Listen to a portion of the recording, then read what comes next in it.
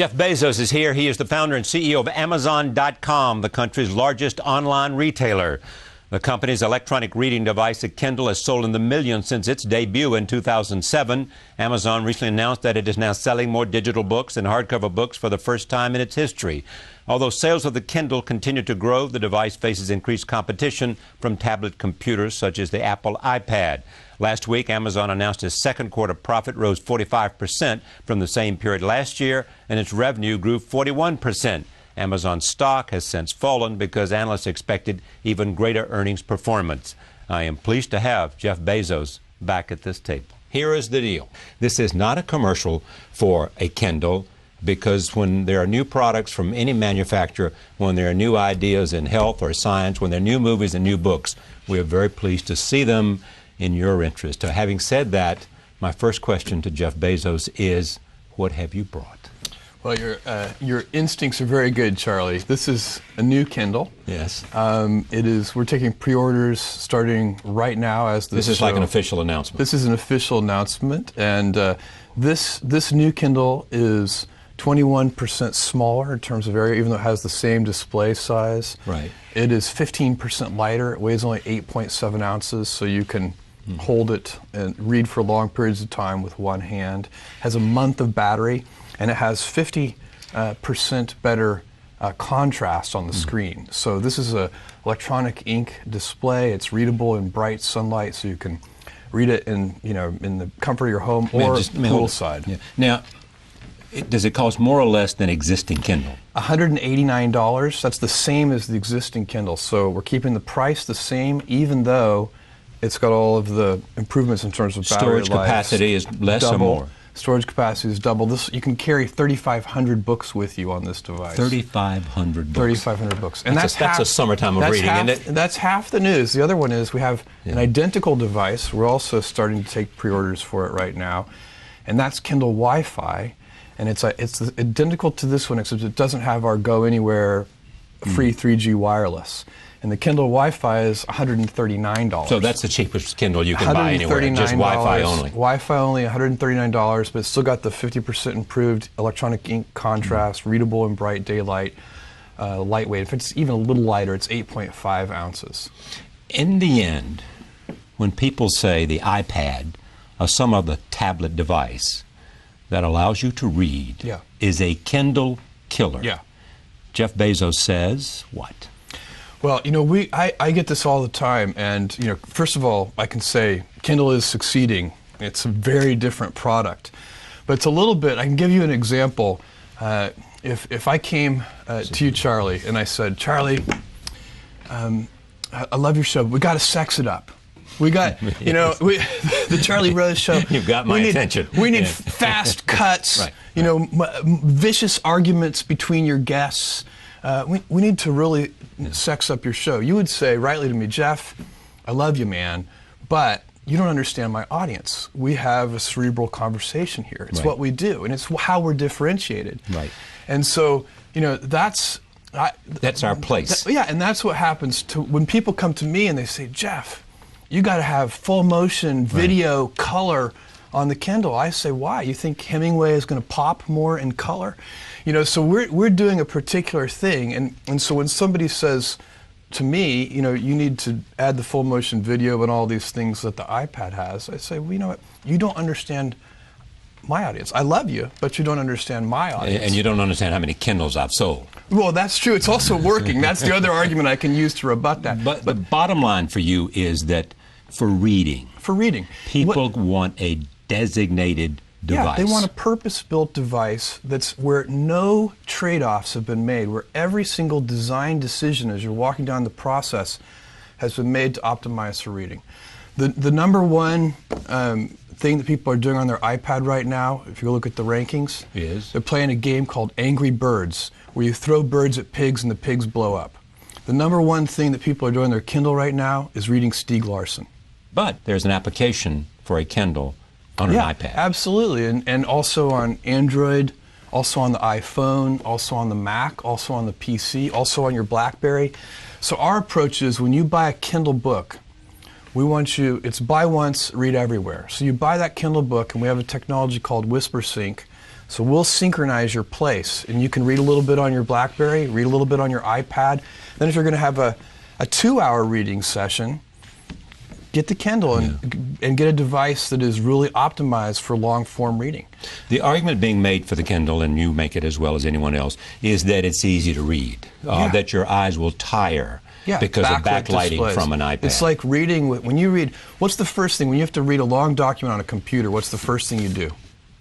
You print it out. Oh, yeah, sure, yeah. Because when you're looking into a backlit display, which is the traditional LCD kinds of computer displays, and it's what you have on smartphones and tablet computers and so on, the contrast, the light, it's like reading with somebody shining a flashlight in your eyes. And so the electronic paper display, like what you're holding there now, is a completely revolutionary kind of display. It looks nothing like a computer display, and still most people have never seen a electronic paper display. They think of a computer display. But when you see one of these, you do a double take because it's so different. When the iPad came along, the price of books made publishers happy on the iPad. Books here $9.95, books on the iPad $13.95, I think. Tell me the impact of all that. Well, we have 630,000 books that you can read that we sell in the Kindle store. That doesn't even include the 1.8 million public domain, out of copyright, pre-1923 books. But of those 630,000 books, 510,000 of them are $9.99 or less. Same thing, if you look at the New York Times bestseller list, there are about 112 titles on the New York Times bestseller list. In the Kindle store, 81 of those 112 titles are $9.99 or less. So and is there a lag time between the time of publication date and when you can buy them for the Kindle? No, not anymore. A few publishers experimented with that, and readers really rebelled against it. Sort of like the release of movies. Yes, that idea of windowing. And the readers really rebelled against it, and publishers aren't doing that anymore. So you are counting on the fact that people want to have an extra device for reading. And therefore you are opting to make it smaller, easier, and thinner. And you got it. And at $139, and cheaper. At $139, you know, people are going to have, I think we live in a multi-device world. You're going to have a tablet computer, like an iPad or one of its competitors. You're going to have a smartphone. You're going to have a laptop. You know, the tablet computer isn't going to displace the laptop, because there are times when you want to write a long memo or a long email message or an article or whatever. As someone said, the iPad's for receiving things, not sending things. Exactly. And except for email. And likewise, if you want to sit down and read a 300-page book, or create things, the Kindle is the perfect device to sit back and read a 300-page book. And by the way, at $139, you know, some people spend more than that for their sunglasses, Charlie. I mean, it's not an expensive device. Having said all of that, the guy who's staring at you is Steve Jobs, who has a phenomenal track record with the iPhone and the iPad. Are you worried at all about this? Because let me give you a little broader context. If I put not just my Kindle hat on, but my Amazon hat on. If you look at tablet computers, we're very excited about tablet computers, definitely including the iPad, because they have great web browsers and they make it easier for people to shop at Amazon. Yes. So, you know, every internet-connected device, that's going to be an incremental tailwind for our business. And we're seeing lots of traction with the Android smartphones, with the iPhone, with the iPad. People are using these devices to shop on Amazon. But and are you here to also say that it is not all that certain that iPad will dominate that tablet market, that their competition will be good in the same way that the Droid X is beginning to make some progress because of the Android operating system? Before the end of this year, there'll be many tablet computers, and you know, the Apple with the iPad is going to continue to do extremely well, and I hope they do. We don't see from where I sit, all the data that I have, the evidence is very clear that Kindle is a companion to tablet computers, laptops. It's not an either-or decision. Well, we have this feature called WhisperSync, where you can read on one device. And one of the strong usage patterns that we see is people will read on their Kindles and they read on their, you know, smartphones, tablet computers, and so on. So we're seeing that people are moving between these devices, and it's one of the reasons that we are so focused on buy once, read everywhere. Most people use their Kindle when they're traveling, or they use it at home, they use it where? Yes, I think this new $139 Kindle is going to be used by people who travel less, people who want to be at home, or at least they know. Because they have Wi-Fi at home. Because they have Wi-Fi at home. And they can also load it up. I mean, you can carry 3,500 books on the thing, so you can put a big library on your Kindle and you can travel that way. You don't need your wireless connection.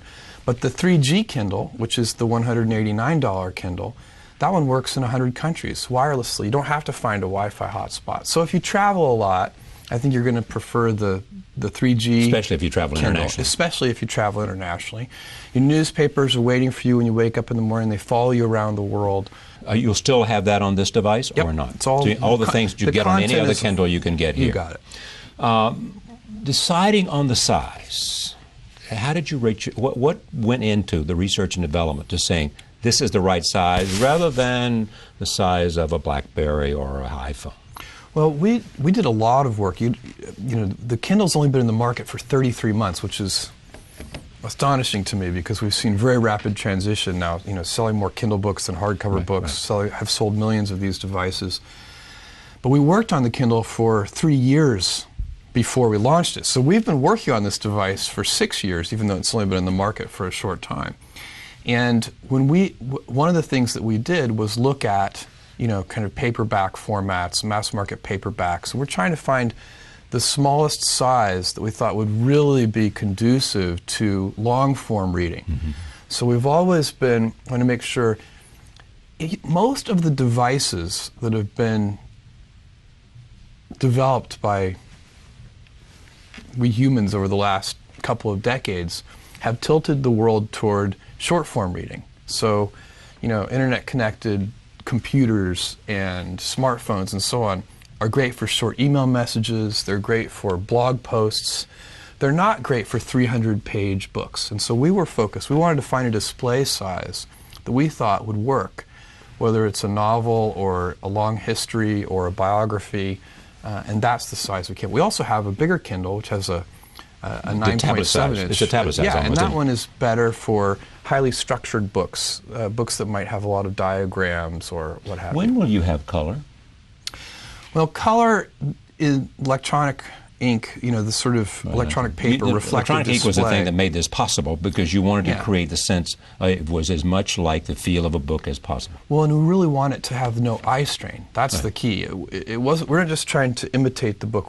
There was one feature of the book we definitely wanted to imitate, which is the book's incredibly elegant ability to get out of the way, to disappear so that you can enter the author's world. See the story. And part of that disappearing act that a book does is it does not cause you eye strain the same way a typical computer monitor does. So that's why we chose that electronic ink display. Color, I've seen, but it's still in the laboratory and it's not ready for prime time. But how many devices do we want to carry with us? I think you're going to have a lot of devices. Do you really? I do. I think you're going to at least 4 or 5, and some of them may not even be invented. Okay, but you're not. We're not trying to create an experience. Right. We want the author to create the experience.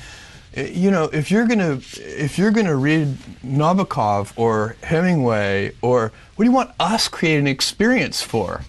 That's not our job. Our job is to provide the convenience so that you can get books in 60 seconds, so that you can carry your whole library with you, so that you don't get hand strain, so the device doesn't get hot in your hands, so that it doesn't cause eye strain, so that the battery life lasts a month, so you never get battery anxiety. The battery life of this is what? It's 1 month. 1 month. So all of those things that's our job. Our job is to design a perfect device for reading. Now, people say, why don't you add a touch screen? Well, the reason we don't add a touch screen is because when we're going down that decision path, we say, okay, a touch screen, and the current technology for touch screens it's called capacitive touch. It's a layer that goes on top of that display. Right. It adds glare. The first thing that you do when you add a touch display is you add a little extra layer of glass or plastic and a little bit of glare. So it's very easy from an engineering point of view to add a touch screen, but it's not the right thing if you're making no compromises. And that's our point of view on this. We want to build a device that's uncompromised for reading. And guess what? our approach is working. I mean, clearly, as you said, millions, but why are you so secretive? You and I have had this discussion before. On the number? People have written about our discussion, as you know, from Kindle. I'll tell you why we are. We are secretive about the number because we think it's competitively useful. There are other people who, if they're going to start planning their manufacturing lines and their supply chains, it's a helpful data point for them to know how many of these we're selling. When we just say millions, that's not a good data point for them. It's an increasing part of the overall revenue of Amazon. Yes, it's an increasing part. It's still relatively small. Amazon's retail business is a large business, and this is, even though this is a big business in its own right at this point, relative to Amazon's retail business, it's still... Is this the entry point for you in terms of the consumer electronics business? We are totally focused on reading. So sometimes I get asked, well, are you guys going to make a tablet computer? Exactly. And go head on against the iPad instead of this. And the answer is, or in addition to it, and the answer is no, and I'll tell you why. We don't want to do a Me Too product. But before the end of this year, there will be at least 30 iPad competitors. Next year there may be 75. So what, do we want to be number 76? How is that going to help anything? Well, what if you were better? No. I mean, I would argue that if you could create something better than the iPad, then there's a market for you. I mean, you can build a better mousetrap. If you could have a very differentiated product, yes. But what we don't want to do is build a Me Too product. Right. And this is not a Me Too product. Is not a Me Too product. It's completely differentiated. It does things that a tablet computer with an LCD display could never do. Are you going to be hurt by publishers more not wanting to sell to you, or is your volume so significant that publishers always want to make a deal with you? Well, one of the reasons that this is working is because we have been able to build such a big catalog of electronic books. It's by far the largest electronic bookstore in the world, and it has the lowest prices. And we're going to keep up with that. Just 33 months ago, we had 90,000 titles available for Kindle, and today we have 630,000. So we've gone from 90 to 630,000 in just 33 months. And I predict we'll make that kind of progress again over the next 33 months, if not more. Our vision is every book ever written, in print or out of print, available on the Kindle within 60 seconds. One of the other features that we have, which I don't think gets talked about enough, but I can tell you that our customers really appreciate it, is our worry-free archive. So you can delete with abandon on this device. If you see a book on there that you're not reading right now, you want to delete it off the device, you can just delete it, because we keep a personal archival copy for you on our servers, and you can re-download it at any time. Your goal is to be the largest online, and you are, retailer in the world. Beyond that, what's the goal? Well, our mission is Earth's most customer-centric company. But I don't know what that means. Well, I'll give you an example. Right after World War II, Morita-san, the guy who founded Sony, set as the mission for Sony that they were going to make Japan known for quality.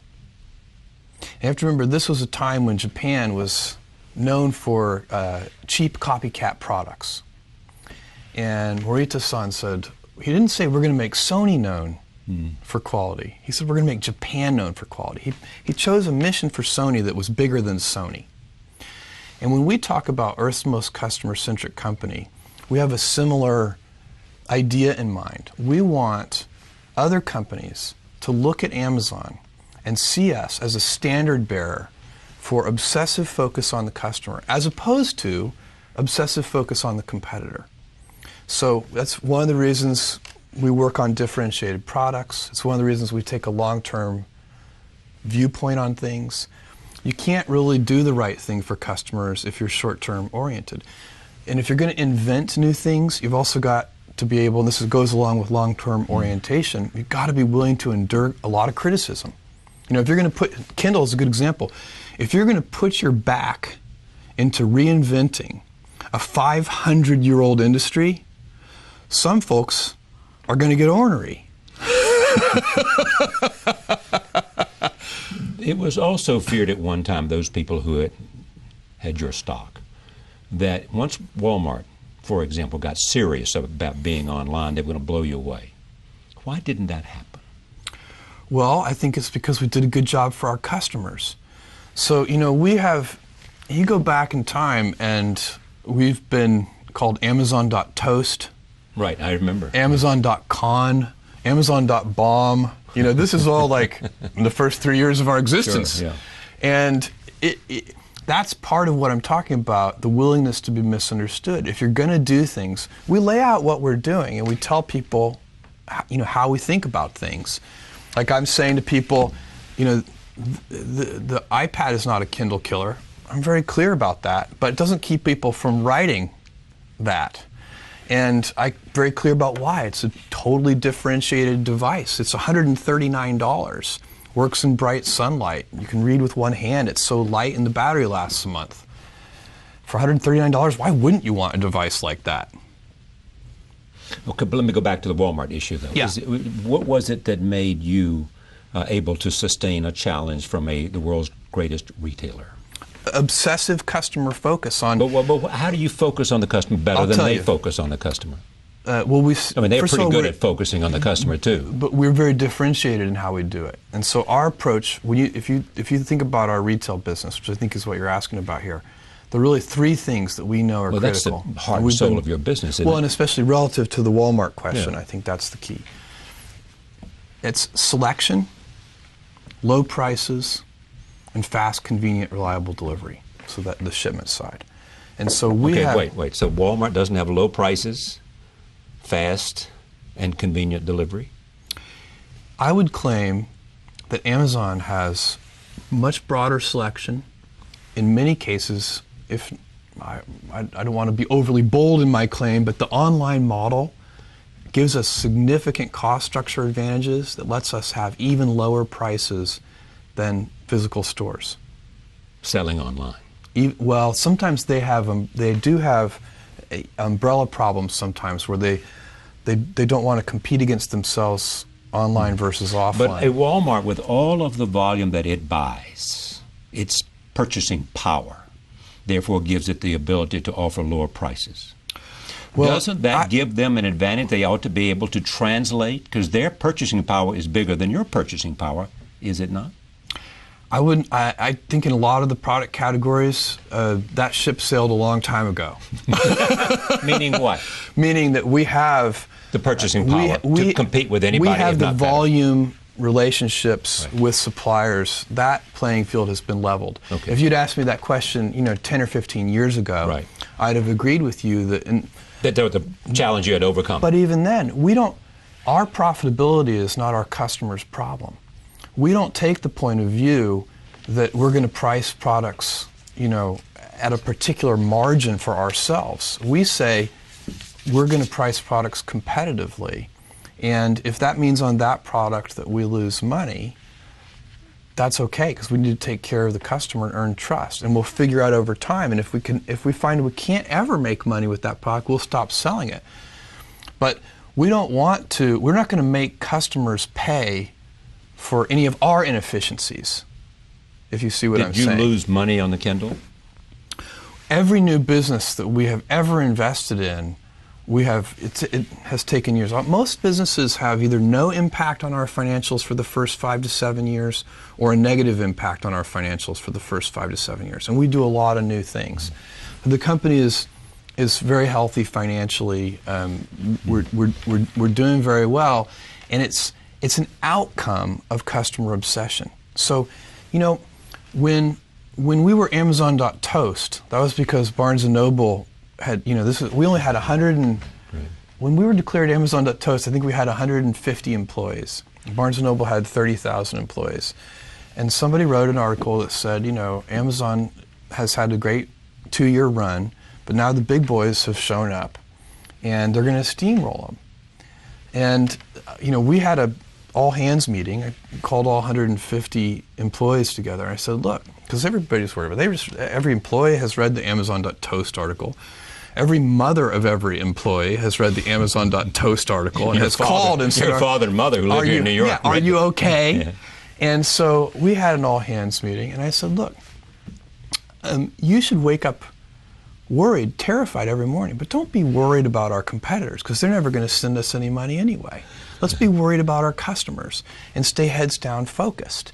And so these are big, most of these are big markets. Another way to answer your question about competitors and Walmart is to say, look, they can succeed fabulously, and it won't stop us from succeeding. These retail markets are huge. So it often doesn't make sense for us to think of it as a pitched battle. Sometimes people think about business as it's kind of like a sporting event. There's a winner and a loser. It's not a zero-sum game. It usually isn't.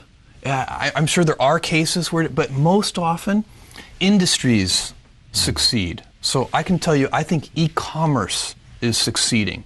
And the way we think about it, nobody else has to fail for us to do well. I think ebooks is like that. I think there are going to be many winners. I think ebooks is going to be a huge industry. Well, there are many competitors now. I mean, you've got Barnes & Noble is one of them, Sony is another now, and Apple is another. But I have a list of 50 competitors that we could walk through. I mean, all over the world doing different things. And our focus is going to be, we'll try to pay attention to those competitors, but we're not going to obsess over them. We're going to obsess over readers, and that because those are the people who are buying that device. And we're going to make it, and it's not just a business for us. It's a mission for us, and missionaries build better products. What is Jeff Bezos thinking about today in 2010 that we might not know anything about that he thinks may be a reality in 2013 or 2015?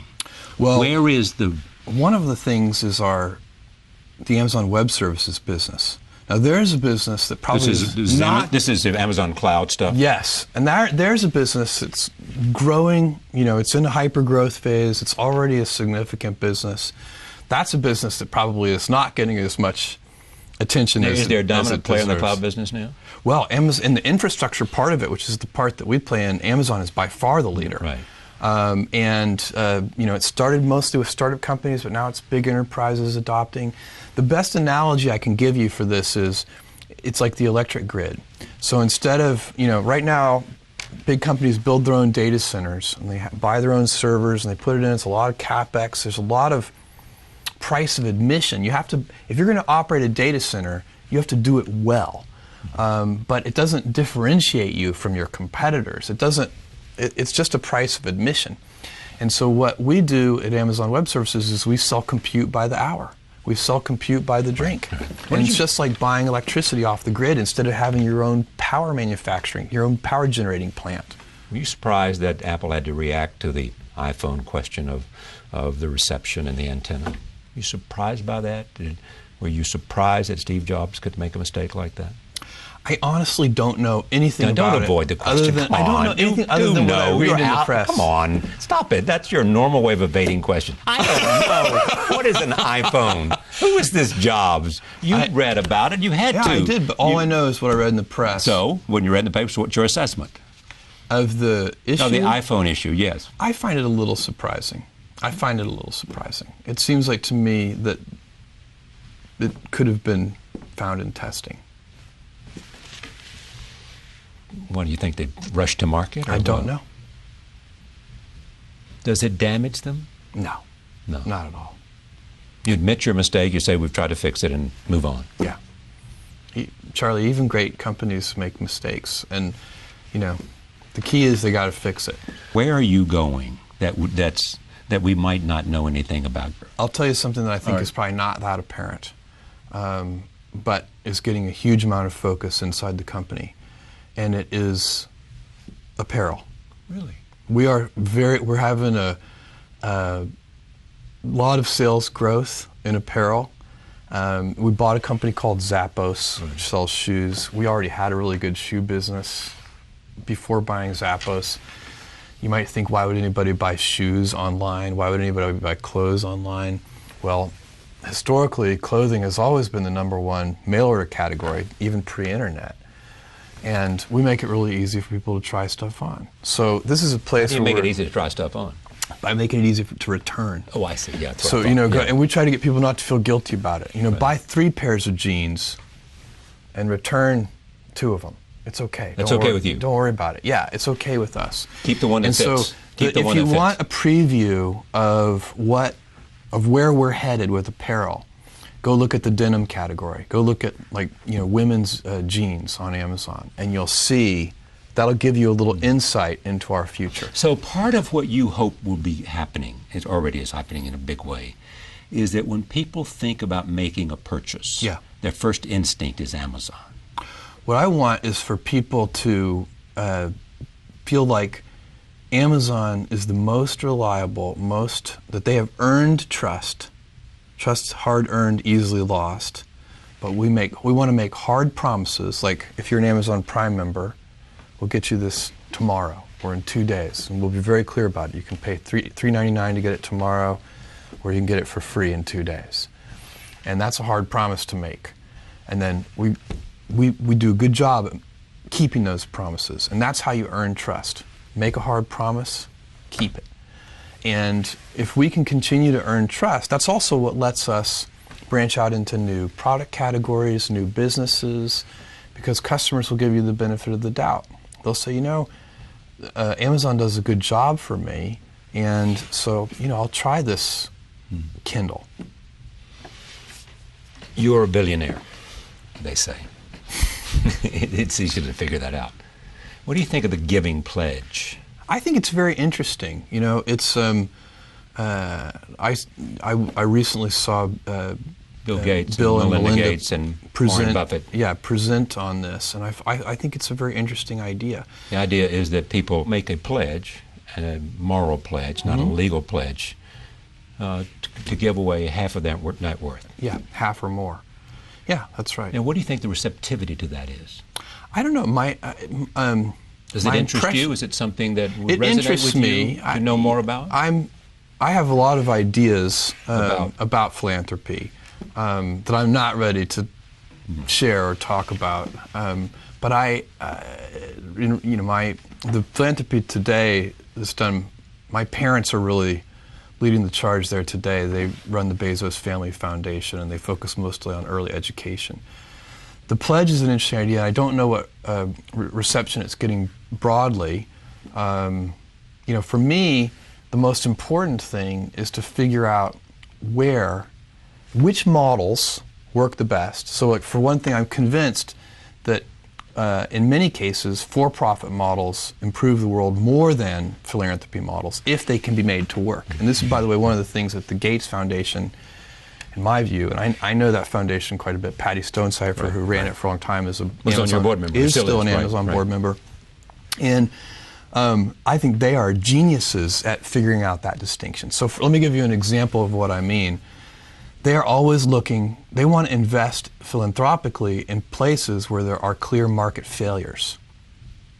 So, vaccines need to be refrigerated. Right. And in the poorest places, there's no refrigeration. There's no electricity for refrigeration. So how do you distribute vaccines? Can you invent vaccines that don't need to be refrigerated? Can you invent battery-powered vaccine refrigerators? Actually, they're exploring a multitude of things along those lines. But because there's no money, it's not the kind of thing that big drug companies are going to jump on to make a vaccine that doesn't need to be refrigerated, because the bills are always going to get paid in the developed world where they do have refrigeration. So there's no upside to developing that kind of vaccine. Right. Kindle would be an example of something where the for-profit model is, it's driving down the cost, increasing the convenience of reading. One of the great things about the for-profit model is it's self-sustaining, right, and it draws competition. So then you get other people. So you're looking at philanthropy as a way that it can use. You want to look for market failures. You want to look for places where, a lot of R&D is like this. I'm very interested in the R&D that's being done in poverty. There are a couple. Esther Duflo. Right. I don't know. Have you had her on your show? No, but She's I know very about interesting. Right. But there are several people looking at R&D into poverty, and they ask really hard questions like, why do able-bodied, highly intelligent, hard-working people stay in poverty? And in fact, they've done active experiments where they will controlled experiments where they will take a population of such people, fruit vendors in India, for example, and some of them work their way out of poverty and some of them don't. And they're trying to figure out what's the difference between those two groups. An active experiment they did was, they said, is there an element of luck? So they randomly selected half of the people and they gave half of them, I think it was $500 or $1,000. It was sort of like winning the lottery. And they said, okay, so is that lottery going to be an explanatory variable for which of these people work their way out of poverty? And they found that actually wasn't that meaningful of a variable. So there's a lot of very interesting unknowns, but if sometimes I think we try to solve problems before we understand the problem. And my parents are very interested in early education, and actually funding some R&D into very young kids, even infants, where they put them in these big, superconducting brain scanning machines, and they can watch their brain. This is the kind of machine that was used to demonstrate that baby Mozart definitely does not work. But you can learn, you get very quantitative and really learn like what does work in early education. Sometimes we argue about things, as a society, we argue about things even before we know have any data. Yeah, but it also goes back to something I believe in a lot, which is you got to ask the right questions. Yes, if you do. ask the right question, you're more likely to go in the right direction. Yes. All right. You got to ask the right flavor of that right question, even. Let me come back to one question overall that interests me: the impact of social media. Yeah. On consumer choice, not where they buy it, but what they choose to buy. Is that a growing phenomenon? People listening to their friends rather than some rating service, whether it's Amazon or somebody else? Here's what I would say. I don't think it's a growing phenomenon in one sense, but in another I do. Here's the sense where I think it is growing. I think on the internet, word of mouth is more powerful than it has ever been before. And so, on the internet, everybody buys ink by the barrel. Everybody has an opinion and they share them. And so, you in blogs, on social networking sites, by email, you can easily email 10 friends something, text messages, and so on and so on. And so I think this is a very powerful and positive phenomenon for society, because I think in the past, if you were making a product, you would put the right business strategy, not necessarily the right thing for society, but the right business strategy was to put 70% of your attention, energy, and dollars into shouting about the product, marketing the product, and 30% into building a great product. And so if you could win with a mediocre product if you were a good enough marketer. Right. And I think that is getting harder to do. That strategy, the balance of power is shifting away from companies and toward consumers. And in the future, which I think actually isn't bad for companies, as long as they understand. Said another way, the individual is empowered now. The individual is getting empowered. And what companies, the right way to respond to this if you're a company is say, okay, I'm going to put the vast majority of my energy, attention, and dollars into building a great product or service, and put a smaller amount into shouting about it, marketing it. Because I know if I build a great product or service, my customers will tell each other. You have to mix in some patience with that. You're going to have to take a long-term attitude. But if you do that, I think another way to say it is maybe we're moving into a world where the truth is more on the surface. And I think that's a very healthy and good thing. It won't be without its bumps, I'm sure. One last final question about this Kindle, the new Kindle. All right. Tell me. This one sells for how much? $139 for the Kindle, that as long as you have a Wi-Fi hotspot. Okay. For the new model that does not, that has 3G. They're both new. They're same. And then for the 3G Go Anywhere one, works in 100 countries. The wireless works in 100 countries. It's $189. Does this work? For $189, it'll work anywhere in the world? Yep, 100 countries. The wireless, obviously, if the wireless work anywhere, there's Wi-Fi. You put 3,500 books on there, you can turn the wireless off. It'll work anywhere in the world as a reader. Right. I'm just talking about the wireless connectivity. Right. Thank you for coming. It's my pleasure, Charlie. As always, thank you. Thank you.